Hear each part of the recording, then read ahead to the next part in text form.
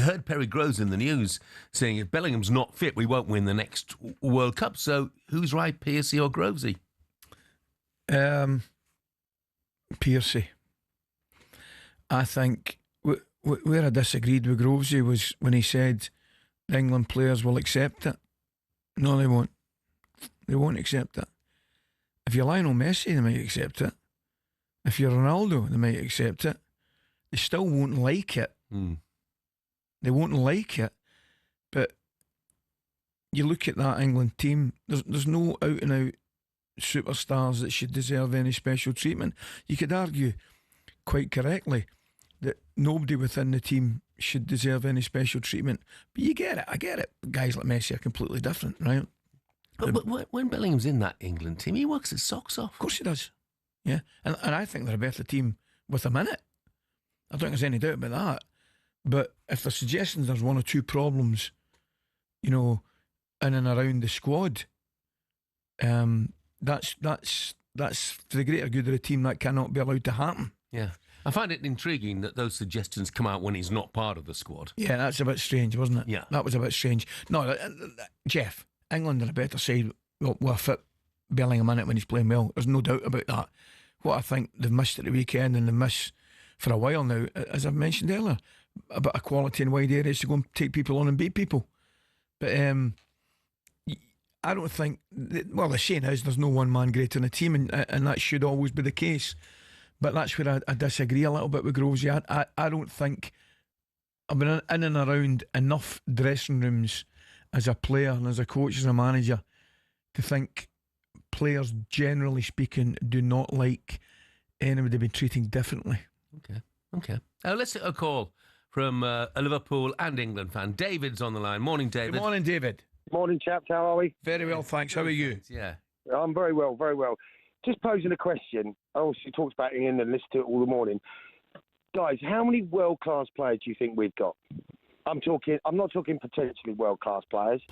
I'm talking actual world-class players. Because if you look at some of the opposition, the French, the Spanish, and teams in the past, we're expecting as a country our team to go and win the Europeans or the World Cup. But how many world-class players?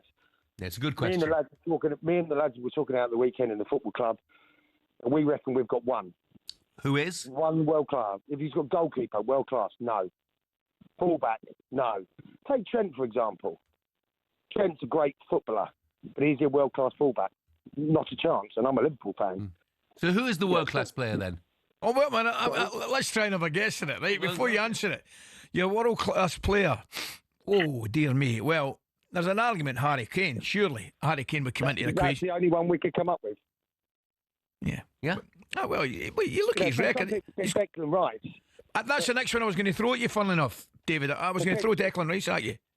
He's potentially a world-class player. What's he won? Nothing. Not really. Mm-hmm. He's got the potential to be a world-class player. Yeah, Same as Jude Bellingham. Young, fantastic footballer, but he's got the potential to be a world-class player. He's not a world-class. He's not a Zidane. Yeah. He's not a Gerrard. Yeah. I'm a sceptic when you say what's he won, because very few players win very much. Declan Rice is going to go and win things during the course of his career. Yeah, but I do take David's point. Yeah, I take your point as well. And when with Bellingham as well, I would have suggested Bellingham's world class at his very best, and we haven't seen him at his very best often enough. David, what do you think? What do you think's holding England back? Is it as simple as you see? You don't have enough world-class players. Yeah. Well, there's an element of that, and that's the Premier League, isn't it? Because we have so many foreign players. But we talked earlier on about wide players. And you're absolutely 100%. I played semi-pro and I managed teams. I used to play free up front 15, 20 years ago, but I always had quick lads who would go past people and get balls in the box. I don't want you cutting in. Yeah. But freedom, I think freedom is the big thing. Somehow, for whatever reason, we've got these wonderful footballers, but they don't feel like they've got any freedom. Yeah, I think you're spot on. Again, I go back to the point, if you talk about like domestic football, like the Premier League, the Spanish teams, the teams that win the Champions League and things like that, every one of those teams has got 4 or 5 world-class players in their side. Yeah. And we have one. So we have this expectation we're going to win something. Really, lads? We're not, are we? David, thank you very much indeed. Good call, David. Good call, mate. Right. Thanks, mate.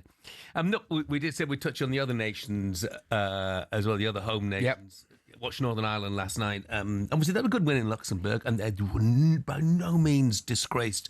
And I think it's Slovakia at home next for them. It's a must-win game. Got to win that one.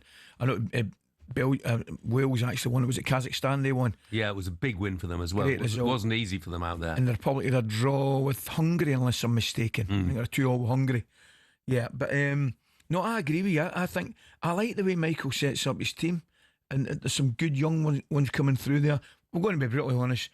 Do we really expect Northern Ireland to win that group with Germany and Slovakia? Probably not. No. But we just want to give them a decent account of themselves, and they look as though they're doing that very much. Yeah, very much. I mean, look, we'd love to have Scotland, Wales, and Northern Ireland, and the Republic all going to the States. After all, there will be a lot of sides in that World Cup in the States. So, we'd very much like more of our home nations to be part of that. Let's take another call. Peter is a Rangers and Northern Ireland fan. Morning, Peter. Morning, Peter.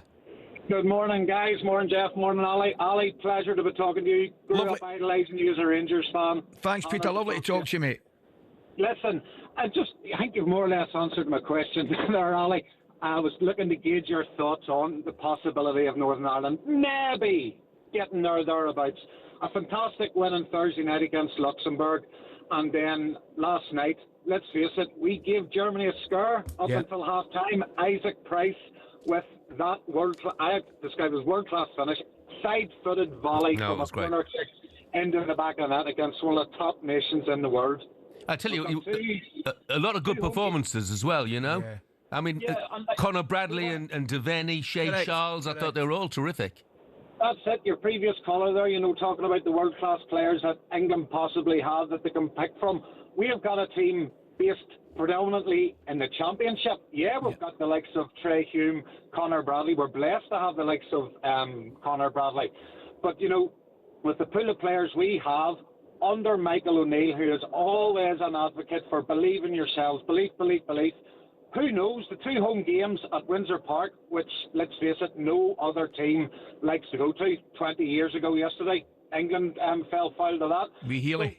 You just never know. And, the Northern Ireland support at home, the way we play, the way we're set up, we could possibly, I'm not saying it's written or it's nailed on, but come on, guys, do you think we'll have any sort of chance?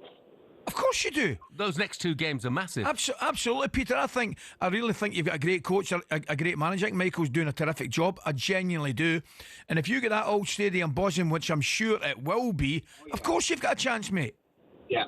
No, because we've had great results there in the past. As I say, 20 years ago yesterday, England, Spain fell foul, David Healy hat-trick. Germany's coming up next, Slovakia then Germany. Come on, the Green and White Army, we can do it. Hopefully, you never know. Brilliant. Believe. Yeah, good lad.